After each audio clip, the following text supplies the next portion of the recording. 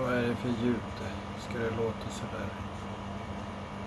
Inte det brummande kompressorljudet utan det andra